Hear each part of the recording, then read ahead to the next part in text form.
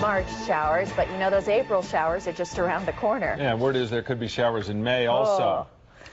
Before those sprinkles start, you have upgrades you can make to your car that will help you see better when driving in the rain. Our Monday morning mechanic, David Rogers from Keller Brothers Auto Repair, joins us live every Monday with the latest and greatest this morning in wiper blades. And I've always said seeing where you're going is kind of an overrated thing driving-wise, David, but that's just me. The fact that you were down here earlier asking me if we could mix these and drink. Yeah, a little tonic.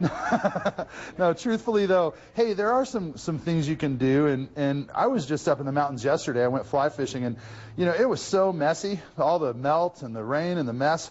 I'm here to tell you, wiper blades are the key to life. I just changed mine before I went. Now look at these wacky things, okay? This is what came off my Denali originally, and this is what I replaced it with. They're these really bizarre little blades that don't seem to have frames. And what that does is it makes them stick to the windshield better as they lay on it, you know, with the curve of your windshield. They clean tremendously well. They're much lighter.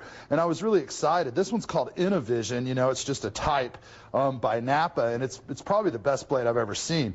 But you know, like, wintertime's not quite over, and this is a winter blade. And the reason that they make them this way is when the snow and ice build up, they'll cake inside of here, and they'll cause the blade to break and put undue pressure on it, and sometimes part of the blade won't touch the windshield. I'm sure you've been in that situation where you got some ice in there and it doesn't really touch well.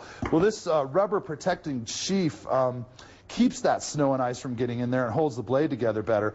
Plus, it's got a really nice thick blade on it. And so I'd recommend having a pair of these for the winter time and probably like a pair of these for the summertime. I'm pretty sure I could get 2 or 3 years worth out of these if you use my little trick I've told you about before, which is to take a little bit of rubbing alcohol and then a little cotton swab or a cotton pad like I have here.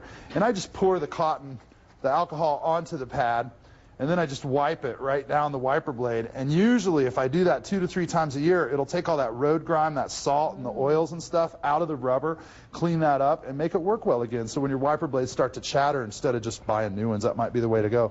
You know, Bosch makes another product that's a lot like these. They're very similar to the frameless sort of design. They cost about twice as much as the Napa version, and thus far, I haven't found a reason to spend twice as much money, so I'm going to tell you that again, I think you can save a lot of dough and go with a really great product there.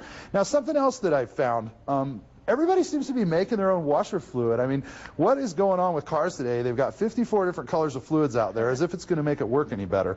You know, this one's made by a national, like a housekeeping solvent company. I don't really want to brand them or anything, but you'd find their products to clean your kitchen floor or your bathrooms. That stuff works really good, but it costs more than twice as much. And then, you know, here's the regular stuff. This is what I use. I've gone through as much as 5 gallons in a day, so I'm a little hesitant to spend twice as much. Wow. Here's another product that's pretty good for bugs. So 5 gallons in a day? No kidding. I'm telling you, I made 2 airport runs about a month ago, and I went through 5 gallons of washer fluid in a day. Yeah, I have a wiper question for you, because I wonder how they make them. You talk about the new high-tech material. It seems to me no matter what they make them out of, it seems like the part you can't see out of is the part right in front of your eye. It's true. You're absolutely How do they right. do that? You know, I can't speak for the manufacturers, but I can tell you that technicians everywhere would like to get their hands around the necks of engineers. So, David, real quick, how much should you be spending then? How much for the pair that you're suggesting? The stuff that I just put on my car, about $25–30 for a pair of these is about right. The winter edges, again, probably about the same, about $30. Okay. And then you can go as high as 50 or 60 for these if you want to just have fancy. I can afford that for Tom's birthday. Okay. Kind of a romantic gift. David. Thank you, David. We'll see you next week. Have a great day.